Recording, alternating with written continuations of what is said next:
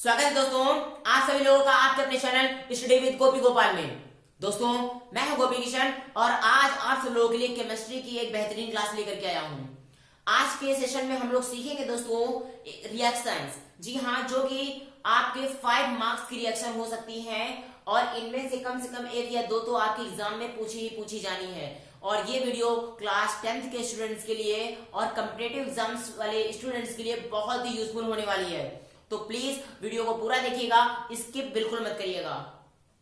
तो दोस्तों आज की क्लास हम कंटिन्यू करने वाले हैं सल्फर डाइऑक्साइड से। सल्फर डाइऑक्साइड के बारे में मैंने आपको पिछले सेशन में बताया था और जिन लोगों ने उस सेशन को अटेंड नहीं किया किसी भी कारण से, तो आप नीचे दिए गए डिस्क्रिप्शन में जो लिंक है उसे विजिट करिए और उसमें आपको पिछली क्लास मिल जाएगी। पिछली क्लास में दोस्तों मैंने आप सब लोगों से डिस्कस किया था कि प्रयोगशाला में सल्फर डाइऑक्साइड को कैसे बनाते हैं, उसकी विधि मैंने बताई थी और साथ ही साथ बताया था कि हम सल्फर डाइऑक्साइड को पहचानेंगे कैसे, उसके गुण क्या थे, उसका अणुभार क्या था, उसका अणुसूत्र क्या होता था। तो अणुसूत्र तो फिलहाल आपको आज भी देखने को मिल जाएगा कि SO2 अणुसूत्र होता है, लेकिन हम आज के सेशन में लेने वाले हैं दोस्तों कुछ खास क्वेश्चन है हमारा और ये क्वेश्चन आपके बोर्ड पर्पज के लिए बहुत इंपॉर्टेंट है।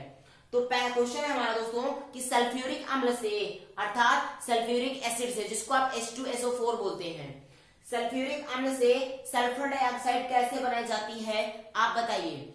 तो ये क्वेश्चन बहुत इंपॉर्टेंट है।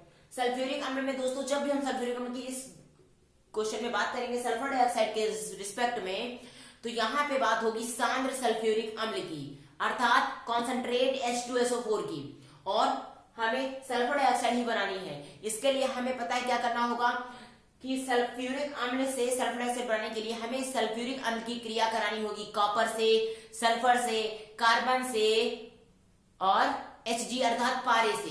इन 4 चीजों से क्रिया कराते हैं। कौन कौन सी है? पहला है हमारी कॉपर, दूसरा क्या है सल्फर, ध्यान से देखते जाइए, पहले मैं इसलिए लिखे दे रहा हूं कॉपर, सल्फर, कार्बन, कार्बन से भी क्रिया करानी पड़ेगी और बाद में आते हैं हमारे पास Hg अर्थात पारा। इन 4 चीजों से हम क्रियाएं करवाने के बाद सल्फर डाइऑक्साइड प्राप्त कर सकते हैं। तो चलिए देखते हैं कैसे हम इनको प्राप्त कर सकते हैं। वीडियो दोस्तों पूरा देखिएगा, कहीं पे स्किप करेंगे तो नुकसान आपका होगा।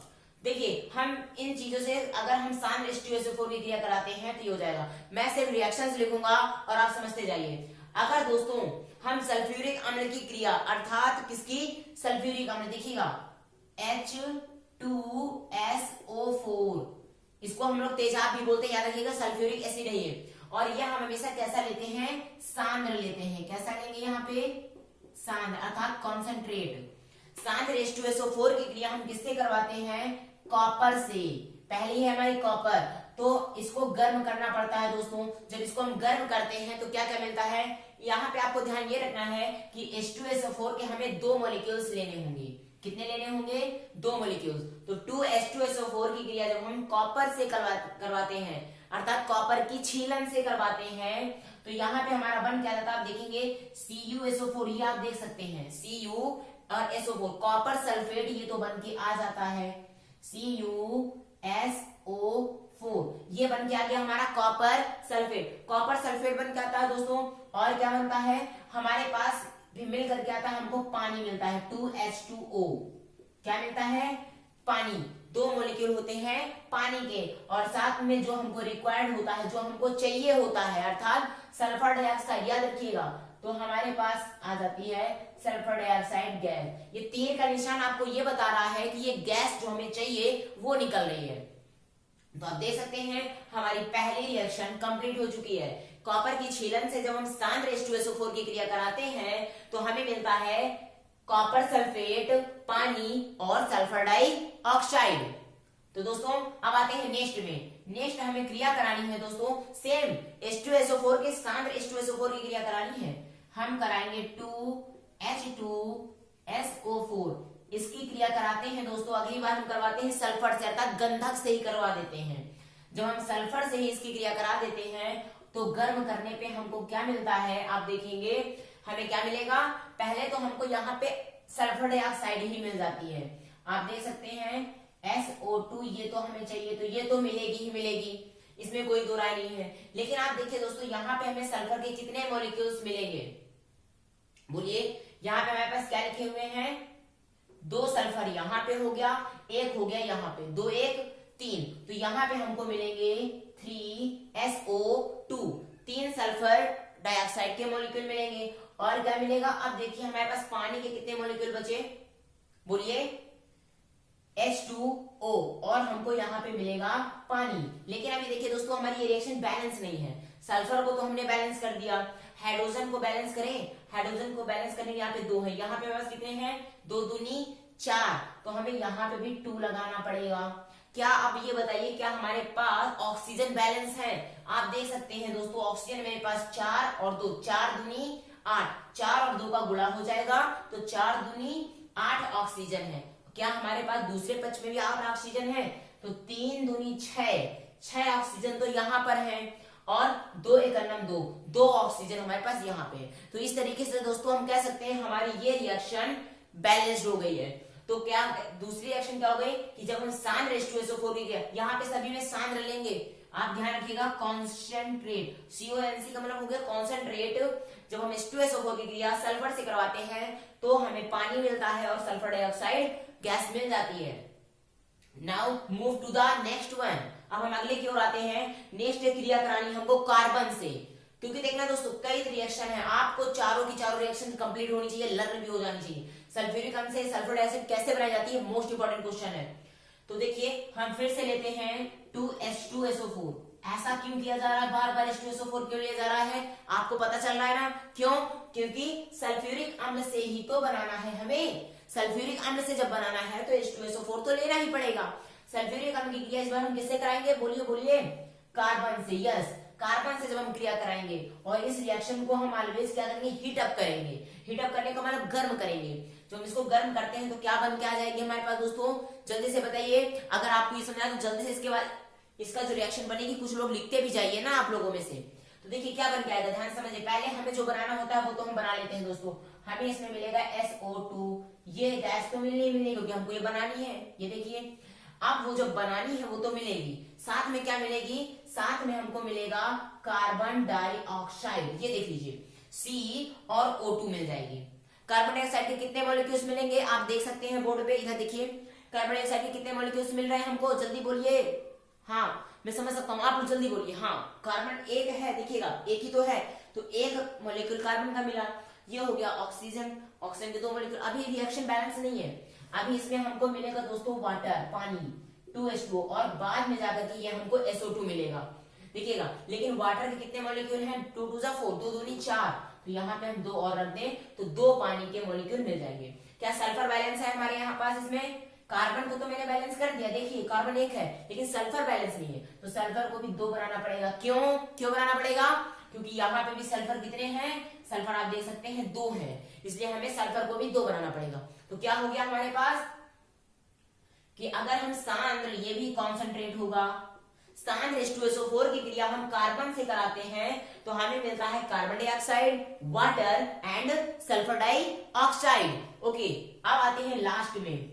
तो लास्ट वाला है हमारा दोस्तों Hg से क्रिया कराना। Hg का मतलब क्या होता है, पारा। जी हाँ, मरकरी, जिसको आप मरकरी बोलते हैं, पारा बोलते हैं। तो Hg से जब क्रिया कराएंगे, देखिएगा 2H2SO4 की जब हम क्रिया, ये कॉन्सेंट्रेट इसको भी लेना है आपको, कॉन्सेंट्रेट H2SO4 की क्रिया हम जब कराते हैं Hg अर्थात मरकरी, पारा जिसको आप बोलते हैं, Hg से मरकरी से जब हम इसकी रिएक्शन करवाते हैं तो हमें क्या मिलता है, बोलिए, हमें मिलता है HgSO4। देखिएगा इस बार Hg और SO4 ये आपस में मिल जाते हैं, तो ये मिल जाता है हमारा HgSO4, और HgSO4 को हम लोग बोलते हैं मरकरी सल्फेट। यहाँ पे से कॉपर सल्फेट था तो ये हो जाएगा मरकरी सल्फेट। क्या हो जाएगा, मरकरी सल्फेट। समझते जाइए। और दोस्तों वीडियो अगर पसंद आ रहा हो तो आप लाइक जरूर करिए, अपने दोस्तों तक शेयर भी जरूर करिए। तो क्या मिल गया हमको दोस्तों, HgSO4 mercury sulphate. Mercury sulphate के बाद हमको क्या मिलता है, देखिएगा वाटर तो मिलना ही मिलना है, वाटर तो आपको मिलेगा ही।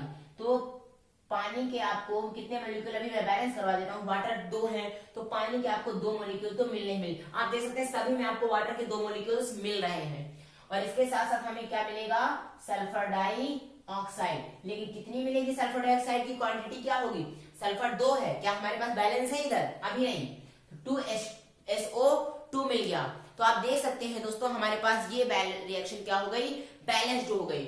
आप देख सकते हैं कैसे बैलेंस हो गई, आप देखिएगा, मैं जल्दी से एक बार समझा देता हूँ। तो अगर हम कॉन्सेंट्रेट H2SO4 की क्रिया, सांद्र H2SO4 की क्रिया Hg से अर्थात पारे से कराते हैं, मरकरी से कराते हैं, तो हमें मिलता है मरकरी सल्फेट, HgSO4, वाटर के मॉलिक्यूल और सल्फर डाइऑक्साइड। बैलेंस की जहां बात होती है तो चलिए देखते हैं।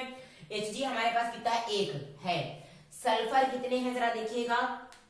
सल्फर हमारे पास देखिए 1 ये हो गया दोस्तों। हमारे पास यहाँ पे सल्फर 2 थे, सॉरी मैंने मिस्टेक से यहाँ पे 2 लिख दिया, यहाँ पे 2 नहीं होगा, क्योंकि यहाँ पे देखिए सल्फर को बैलेंस करते हैं। यहाँ पे सल्फर कितना है? 1 है, तो सल्फर 1 और 1 2। यहाँ पे भी आप देख सकते हैं सल्फर हमारे पास कितने हो गए? 2 मॉलिक्यूल हो गए सल्फर के। तो एग्जैक्ट रिएक्शन आपकी यही रहेगी, ध्यान से समझ लीजिएगा। 2 सर और ऑक्सीजन कितने हैं? 4 2 6 2 8। यहाँ पे देखिएगा 4 दूनी 8, ठीक है। अब Hg भी हो गया बैलेंस, सल्फर भी हो, हाइड्रोजन कितने हो गए? 2 दूनी 4 और 2 दूनी 4। तो दोस्तों हमारी ये रिएक्शन बैलेंस हो गई।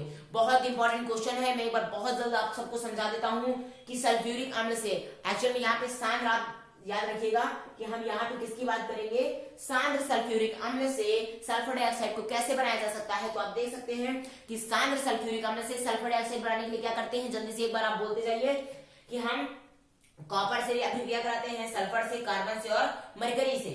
और आपको पता है दोस्तों इस वाली रिएक्शन को जो पहली रिएक्शन लिखी है यही आपकी है प्रयोगशाला विधि। मोस्ट इंपॉर्टेंट क्वेश्चन है ये, इसको हम बोलते हैं प्रयोगशाला विधि। प्रयोगशाला में जब हमें बनाना होता है तो हम इसी रिएक्शन का यूज करते हैं, जो फर्स्ट वाली है इस रिएक्शन का यूज करते हैं। तो एक बार देख सकते हैं 2H2SO4 की रिएक्शन जब हम कॉपर से कराते हैं, Cu मतलब कॉपर, तांबा जिसको बोलते हैं, तो कॉपर से कराते हैं तो हमें मिलता है CuSO4, copper sulphate, water and sulphur dioxide. फिर कॉन्सेंट्रेट H2SO4 की हम सल्फर से कराते हैं तो हमें मिलता है पानी और सल्फर डाइऑक्साइड। कॉन्सेंट्रेट H2SO4 की हम कार्बन से कराते हैं, कार्बन C, कार्बन से कराते हैं तो हमें मिलता है carbon dioxide, water and sulphur dioxide. Concentrate H2SO4 की क्रिया जो हम Hg से कराते हैं, मरकरी, पारे से, तो मिलता है HgSO4, 2H2O और SO2। तो दोस्तों ये रही आपका सबसे मोस्ट इंपॉर्टेंट क्वेश्चन। आपको कैसे लगी आज की वीडियो कमेंट सेक्शन में लिख करके जरूर बताएं। और एक बार फिर कहूंगा दोस्तों, अगर वीडियो पसंद आए तो वीडियो को लाइक जरूर करिए और अपने कई दोस्तों तक शेयर जरूर कर दीजिए। तब मिलते हैं हम नेक्स्ट वीडियो में, तब तक के लिए नमस्कार, जय हिंद।